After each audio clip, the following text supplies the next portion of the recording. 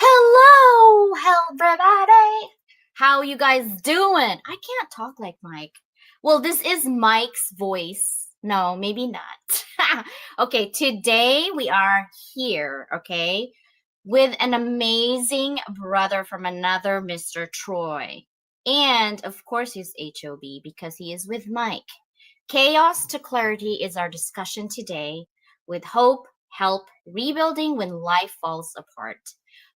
First of all, thank you guys for so much for being here today. I am Mike's assistant, okay, to make sure that we can elevate anyone and everyone that's in HOB who's willing and ready to level up. So I hope you enjoy today. Are you guys ready? I hope so, because I am. I know Troy is not leaving, not leaving. I'm watching him.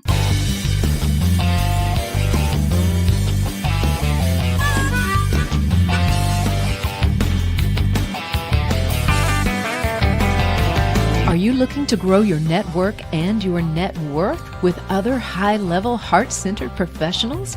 Then grab a seat and your favorite beverage and join Mike Asherbranner, the Redneck Connector. It's time for the Hounds of Business Community Happy Hour.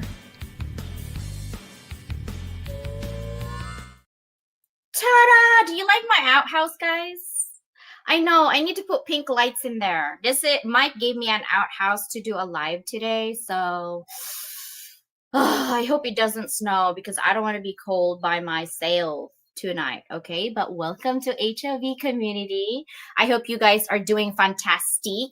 Please make sure to pray for our brother Mike that he will get better because I don't want to be like here every Wednesday twice a day live streaming. In my live stream at 4 p.m. at HOB. I mean, I don't mind once in a while, but seriously, bro, you gotta get better. Okay, drink a lot of water. Hello, everybody. I know I look like Mike, don't I? Oh, I need my hat. Do I have my hat? Darn, I don't have my hat. One of these days, I'm gonna be ready to put my hat on. What I do have, I guess I could do it, right? Because I am your HOB queen of publicity. Why not? There you go. I got my hat. This is my hat for Mike today. How are you guys doing? Let's go ahead and start with our amazing, okay, sponsors. First of all, we're going to start with Tanya. Brand Face. You guys know who Brand Face is. And if you don't, I'm not sure what rock you're living under, right? Brand Face is about branding. It's about what? Having your vision communicated in such a way that there is no way that your customers wouldn't know what your brand is all about and who you are as a person and as a business owner. So change how you're seen and charge what you're worth is what Brand Face is all about. So please go ahead and scan your QR code, okay? I love her. Tanya's so amazing. I'm Michael too. Okay. And of course, Richard Lowe, right? Transform your idea into a book. You guys already know he does a lot of books, right?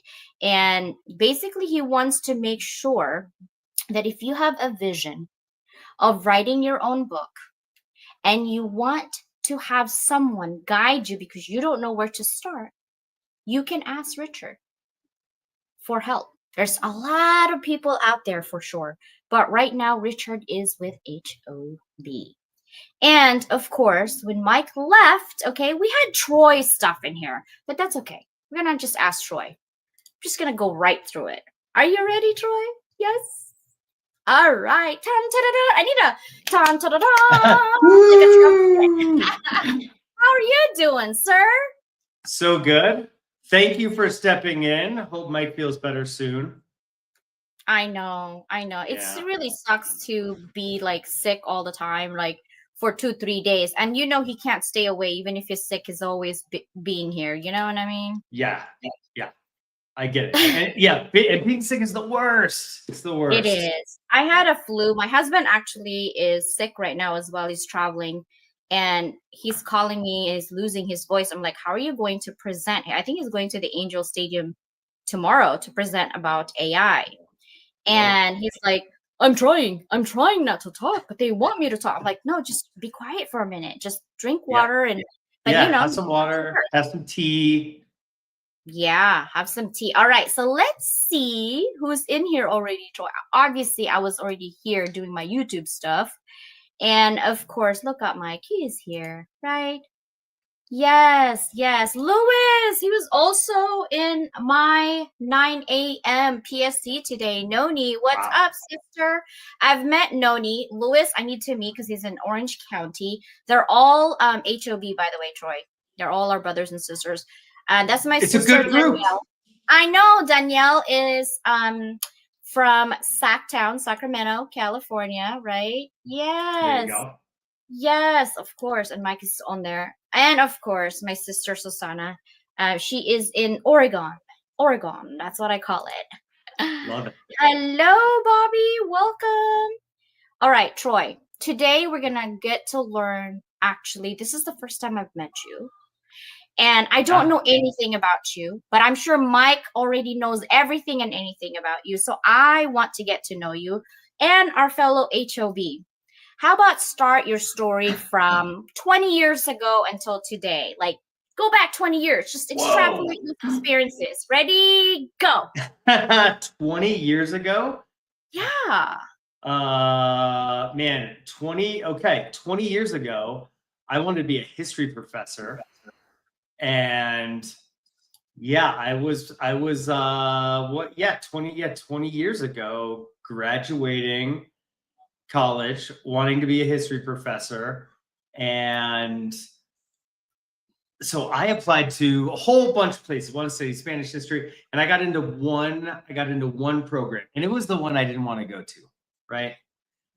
It was my safety school. I was like, you don't want to get rejected from everybody, right? So you throw a safety school in, and but since I didn't want to go, I didn't, and instead I told the girl that I was dating at the time that I would just move with her across the country because she got into the grad school she wanted to go into. And I said, "Oh, that sounds great. Like, let's move to Washington, D.C. That sounds awesome. I'll get a moving van." And she said, I don't know if, are we going to move in together? I don't know if that's what." And I was like, it's fine. It's fine. I got the van. It's all good. And, she, to her credit, demanded that I figure out what I was going to do. And I said, "Oh, well, like, I like wine, right? So I'll get into wine, right? You could do lots of jobs in wine. You could be a sommelier, you could buy wine, sell wine, import, export. I figured I could change jobs 7 times in that industry and live my whole life there. So that's what I did. I moved to Washington, D.C., got into wine, and here's a funny story. My first job. So I showed up to D.C. I don't have a job. I don't have any prospects. I figure I'll just get a job when I get there, right? And I find like a job posting for a wine broker. And I think, ooh, that's sexy, right? Like, that's sexy. So I apply and I end up getting the job. And they tell me like, "Oh, you're our average people, they make like $80,000 a year." And I thought, oh my God, like more money than I could ever imagine. Like, I was super excited to be a high school teacher because I heard you can make like $40,000. So I was like over the moon. I would go running into the bedroom. I jump on my girlfriend. I say, "We have to celebrate." And we just made it to town, so we didn't know anything yet. And so I took her out to the 8th best sushi restaurant in DC to celebrate, right? And my first day of the job, I feel so grown up. I like wear a button up. I'm taking the subway. I'm wearing slacks with all the other people who are wearing their button up and slacks. And I show up to this office out in Virginia, and it was well marketed as a wine broker job, but it was a telemarketing job, really. So I walk in. There's like 7 other people who also got hired the same day, and our job is to call guys at work and try to sell them $500 cases of wine. And there's 4 steps, right? Like, step 1, you gotta, their assistant is picking up the phone, right? Because you call them at work. So you gotta convince that person to put you through. Then you have to build some rapport. Then you have to pitch them, and then you gotta close them, right?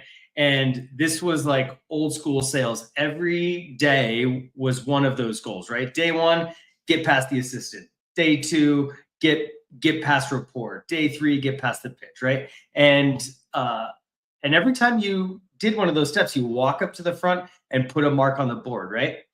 And at the end of the day, they fired whoever had the lowest ticks on the board. You didn't get fired, right? Not the first day. Not the first day. I You're was like, not good this at that. day, but on the 5th day. Oh my Here's the god. thing. I was so good at talking to the assistants. I make friends pretty fast. So like all of that was easy. But here's the thing. I didn't know anything about wine.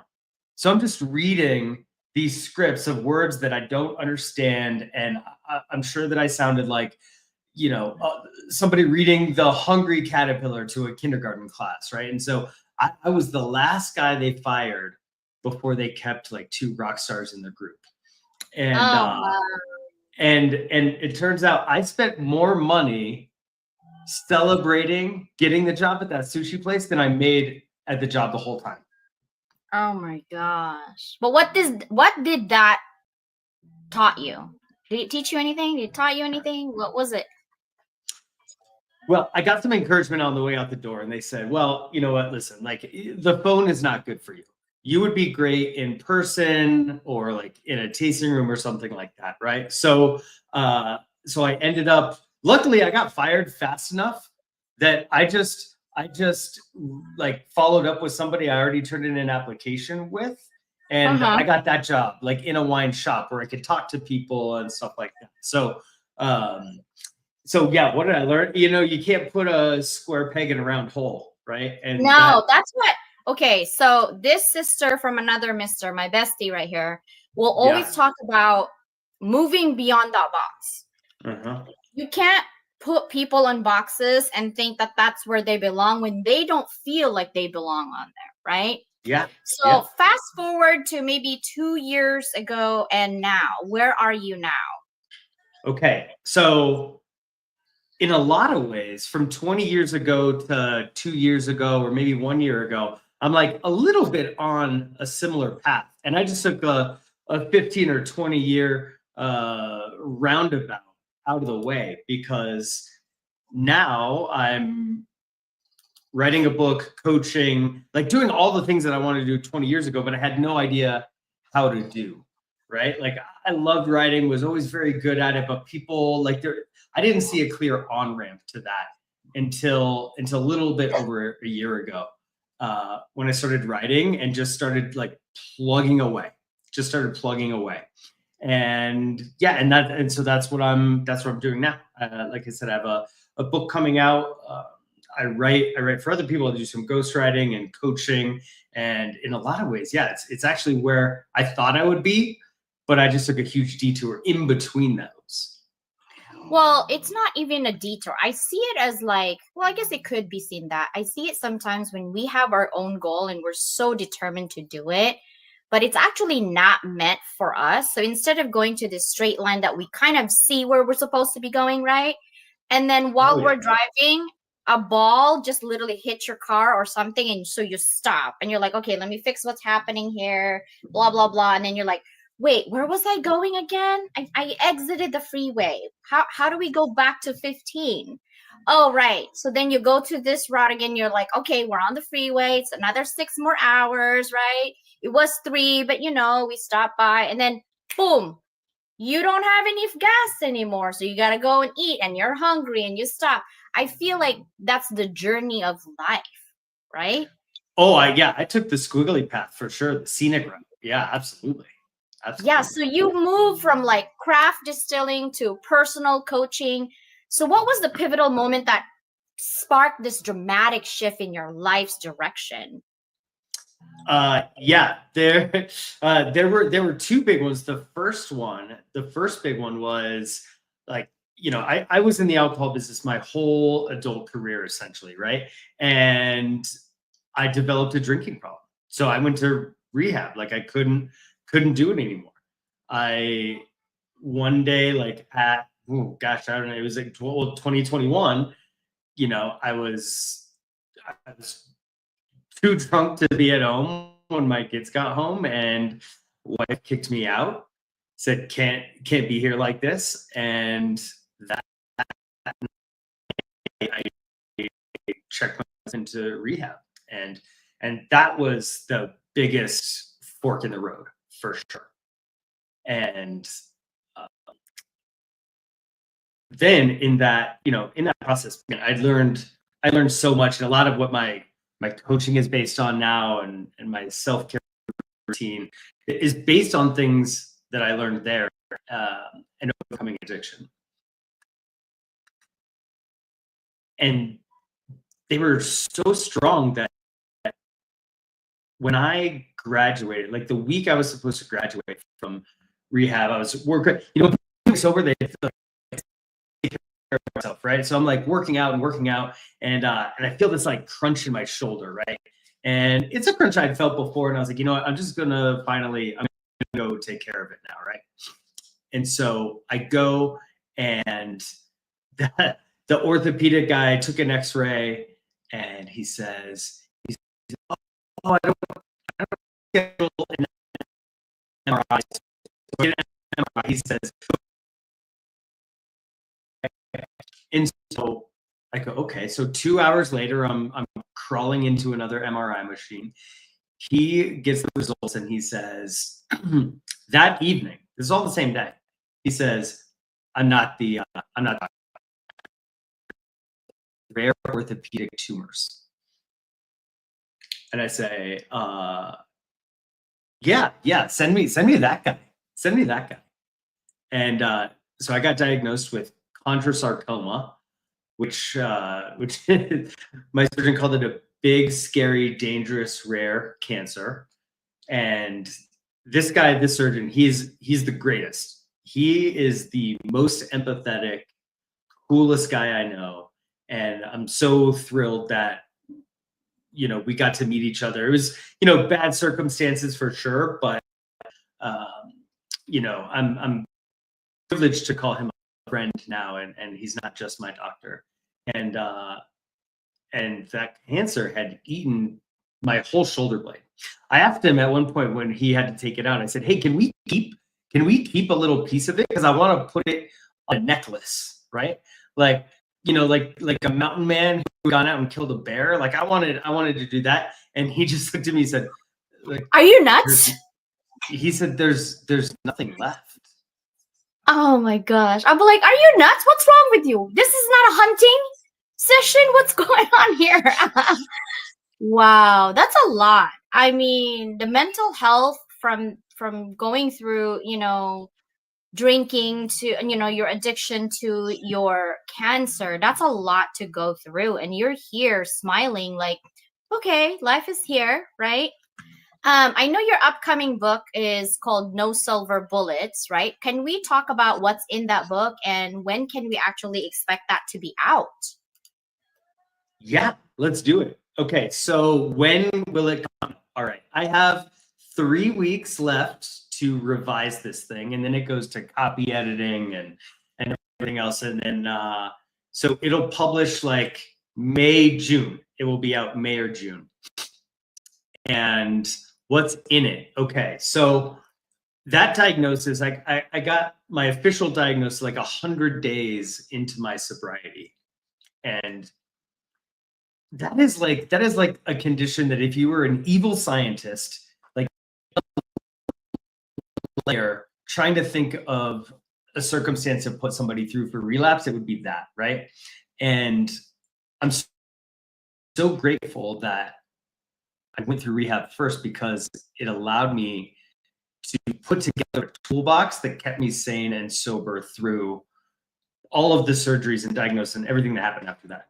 And so what the tools that I put together are based on this framework. So when I walked into rehab, the stats on this are awful, right? Like getting sober is hard. Like depending on the stats you look at, but like 2/3 of people who try to get sober from alcohol don't make it a year without relapsing. And I asked my therapist, I said, well, how do people mess this up? Like everybody seems to mess this up. How do they mess it up? And they said, well, people make bad decisions when they're hungry, angry, lonely, or tired. Halt. Right? And I said, that's terrifying. Because we're all of those things all the time, right? Like, I don't know, will you play a little game with me? So, Let's okay. go. All right. So, did you get hungry tonight? A little bit, yes. Okay. All right. And did you eat yesterday? Yes. You'll get hungry again tomorrow and the day after that and the day after that, right? And guess what? Yep. The same thing happens with your emotions, right? You'll get happy, glad, sad, whatever, every day of your life. You'll also have to manage your relationships in amazing ways and sometimes challenging ways. And you're also going to get tired. I bet you slept yesterday, you will today, you will tomorrow, right? And so I see people, we walk around, we want to solve problems all the time, right? We solve problem after problem after problem. But the issue is that it seems like every time we solve one problem, we get another one that pops up, right? And, you know, I went through some pretty extreme examples of this, but what I realized is that like the biggest issues in my life don't have any solutions. They will never end, right? And when I accepted that and figured out that instead of trying to find fixes for them all the time, if I could find ways to get proactive and to nurture those things in my life, I got better results. And so the book is called No Silver Bullets. Wow. There are no silver bullets, right? There are no. So here's my here's my thing. First of all, Yeah. like Mike said over there, you know, thank you so much for being so open, right? We laugh here, we enjoy it. It's a good story, but honestly, you don't have to share those moments in your life that is low points where you know people sometimes do judge us and our low points. And for you to be here actually to share that life struggles and adversity and said, hey, life can be really rough. It's not easy. I did it. It's possible. But from all of that adversity, this is what I have gathered to help you if you're going through a similar situation. So thank you for doing that about HALT. Now, this is my question to you. How does your philosophy of nurturing challenges rather than fixing them translate to business leadership and entrepreneurship? Yeah. So in a couple ways. First, I want to go back to what my therapist told me before, right? We don't make good decisions when we're hungry, angry, lonely, or tired. And these go for decisions in our personal lives, but they also go for decisions in our professional lives too, right? Because we're people, whether we're at home or whether we're at work, right? And so if you want to start making better decisions across the whole spectrum of your life, you got to pay attention to these four things, right? You have to make sure that you're eating well, because what is on your plate is in your brain. And and it also affects your mood, right? Like the connection between your food and mood, I always tell people it's tangled up tighter than a ball of yarn that a kitten's had for an hour. And Yeah. And you know, study after study after study shows that if you are hungry, you will be more agitated. In fact, 56% of your anger can be tied to being hungry. So, you know, hangry is the cheeky term we talk about nowadays, but like it's legit and it's real. And when I started paying attention, I had never paid attention to this, right? When I was drinking, when I was traveling a lot for work, like it's hard to do the right things when you're traveling for work. Like, you know, you're out of your kitchen, you're eating out all the time. And I just gave up on the idea of eating healthy. And I said, whatever, for the birds, it doesn't matter. Until I started doing it. And then I noticed the difference, night and day. less impulsive, more centered. And sure, some of it has to do with not drinking, but I'll tell you, now that I've been sober for a little while, if I eat bad for a little while, I notice I don't feel good. I'm more impulsive. I get angry more often. It's awful. So the first step in my opinion, to start making better decisions is make sure you're eating right. Whenever anybody comes to me with challenges that they're facing, it's one of the first things I ask is, how are you eating? And if you're not eating great, like, fix that, because you can just control what you can control. And that is the place where we have the most control, is over what we eat. So I say start there, right? Then work on your emotions. And if you can understand your thoughts, that's really when you can start making better decisions, right? And so here's a fun exercise that everybody out there can go do. Go put on a podcast at like 3.5x, right? Go listen to it at 3.5x. Listen to it for 30 seconds and tell me if you understand a single thing. And I guarantee you won't. Our minds think at like 4,000 words per minute, right?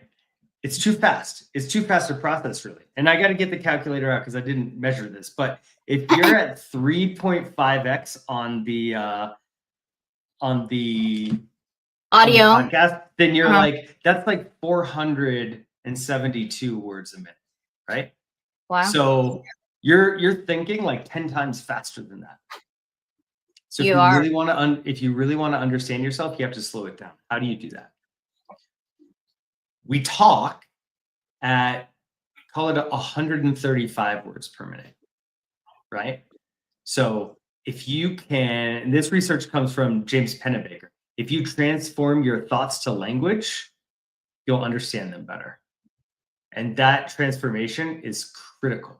So you can do that by speaking, by talking, right? Because you have 4,000 words a minute in your mind, 135 if you say them out loud. But if you type, if you're a fast typer, you're typing like 60 words a minute, like half, right? Half of what you speak. So now you're thinking, or you're processing even better. And if you're writing by hand, it's 13 words a minute. It's a snail's pace. And that's when you can really start to understand what's happening in your mind. And that's why journaling is so powerful. People talk about journaling a lot. People talk a lot about journaling, but like that's why. I do journal, but I didn't. So for me, journaling was more of a venting session because I'm an only child. So I write my emotions from, getting rejections and feeling unloved to happiness to whatever. And my goal every day is to have peace of mind and happiness.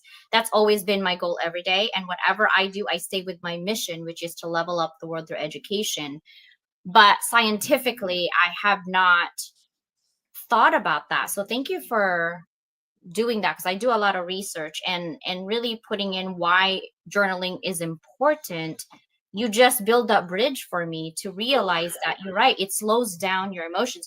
Well, for us, non-English speaker, right? I was not born in America. I was born in the Philippines. English is my seventh language. So when I get upset, my husband said, okay, which language are we speaking today? Right? Like I've been married 22 years. My husband's Italian. So Italian, American, Indian, French, and German. And he speaks English and he thinks he speaks Italian. He doesn't. I speak better Italian than him. But anyway, it's funny, but he thinks he does. He doesn't. No. But when he gets mad, it's just English. When I get mad, I just, whatever language comes out of me is there, right? Yeah. And so I just journal, and my journal, if you're reading it, it's most of it is like half English, Tagalog, Visaya, Chinese, like sure.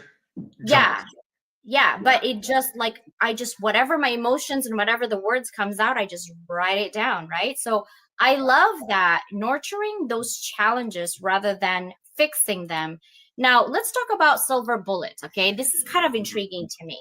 What actually made you choose this title, and how does this reflect your core message of the book?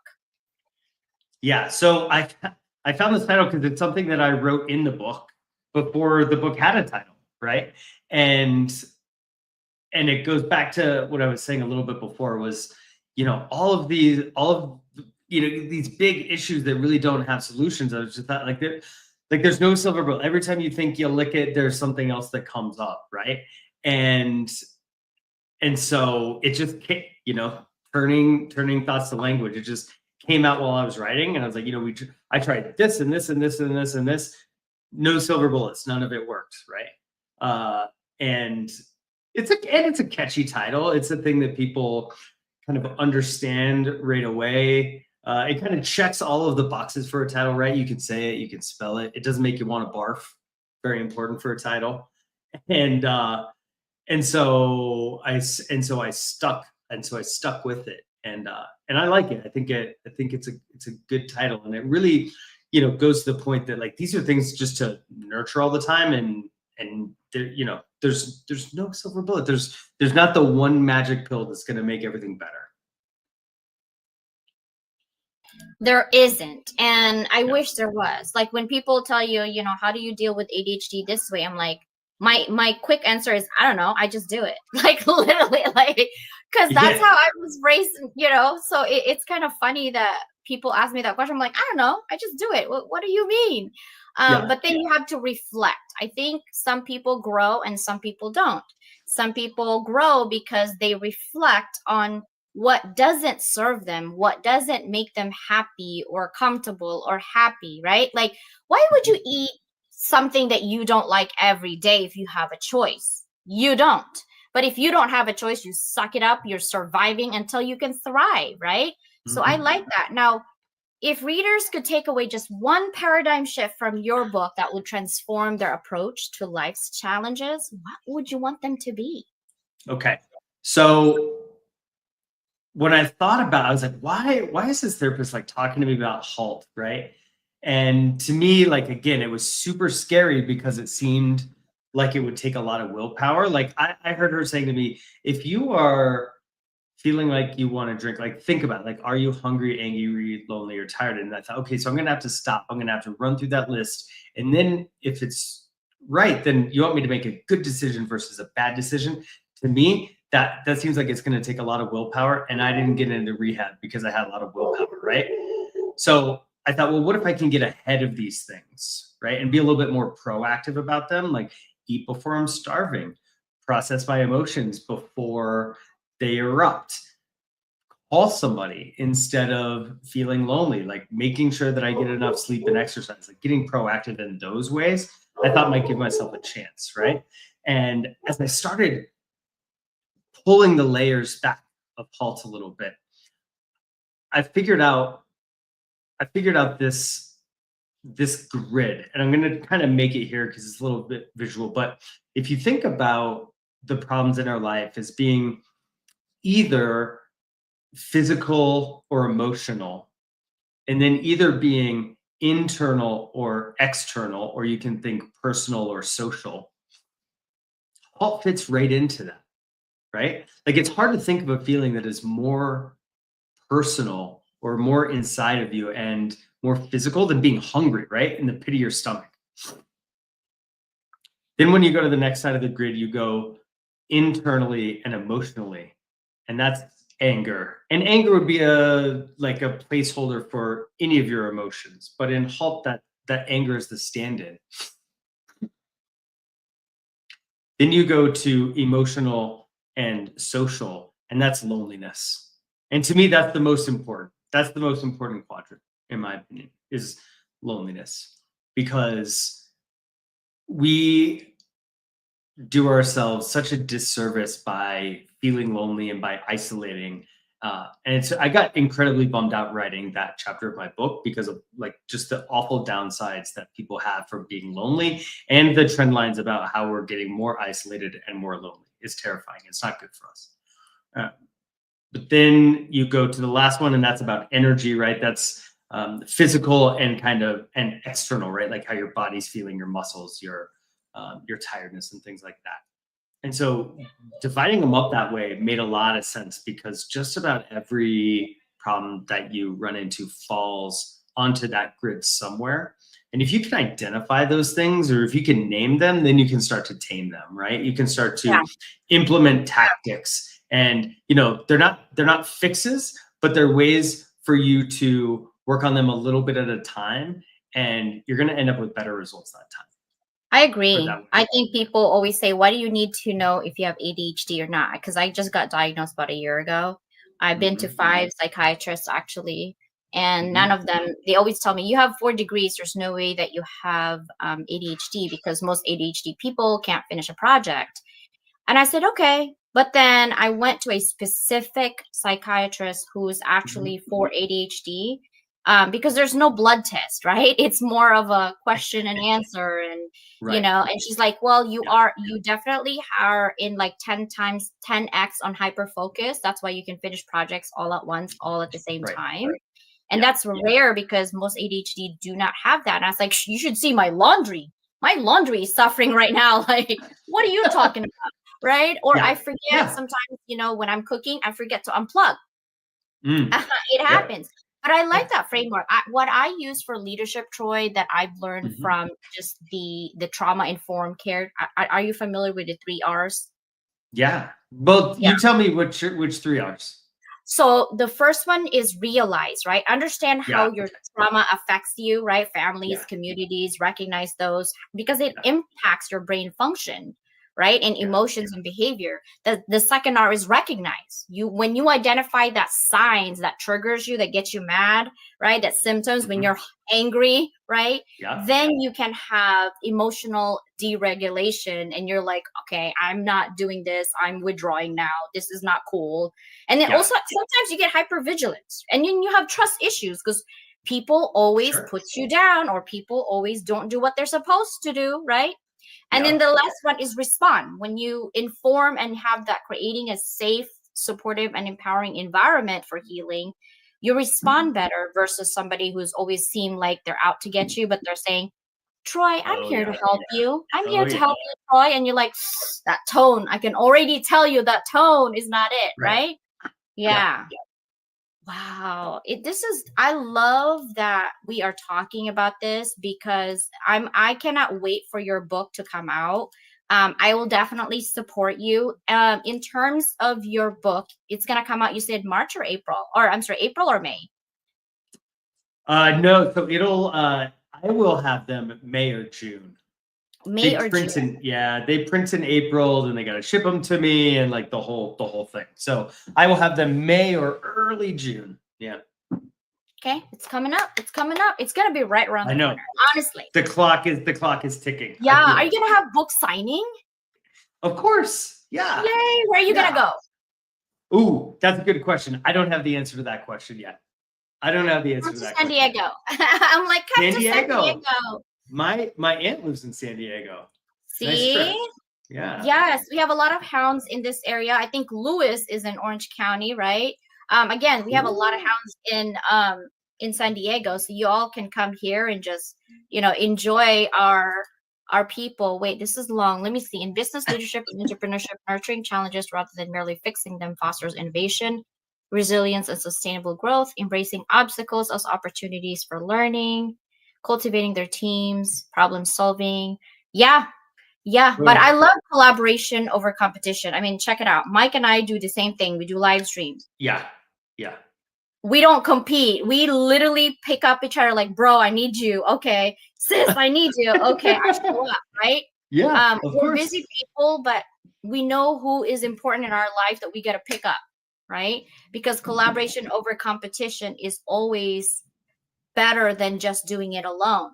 Now, Troy, since you're in our family of HOB already, so welcome. Tell me. Thank you. What kind of things can we look forward about you and what you're about to do while we're waiting for your book? Ooh, okay. So there's a few things. If you want to keep, informed, if you want a little behind the scenes and stuff like that, you could sign. Let's see. Okay, you could go to my Substack. That's good. Okay, so on Wednesdays, I put out, I call it Halt on Hump Day, right?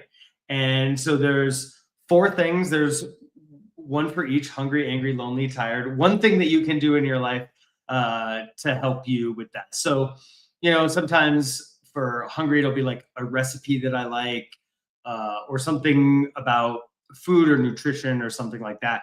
I tend to throw out some journal prompts that I use, some ways to stay connected to people or fun things to do in groups. And then, some type of either exercise or sleeping thing that I do in my life to help me process all of this. And I call it Halt on Hump Day. So that comes out every Wednesday.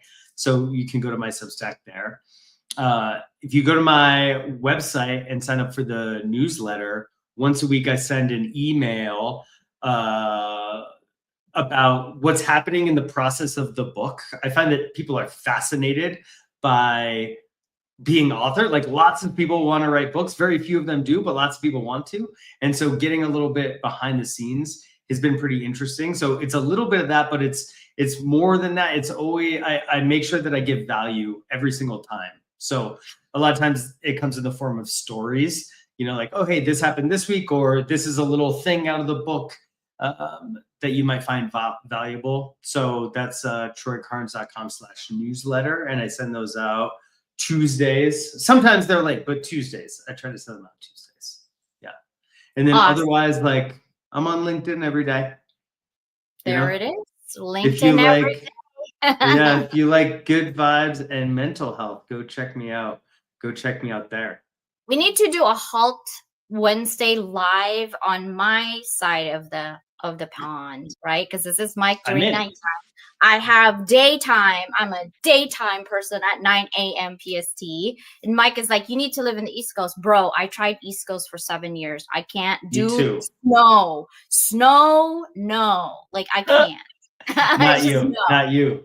Yeah. I live in this house where it's like a mile away before you go to my house. Shoveling. Do you know how tall I am? I'm 5 feet tall. Shoveling. No. It's just, my kids, when it literally have a 1-inch snow, I would call their school. The Lelands are not coming to school today. They're like, Mrs. Leland, it's only an inch. I'm like, no.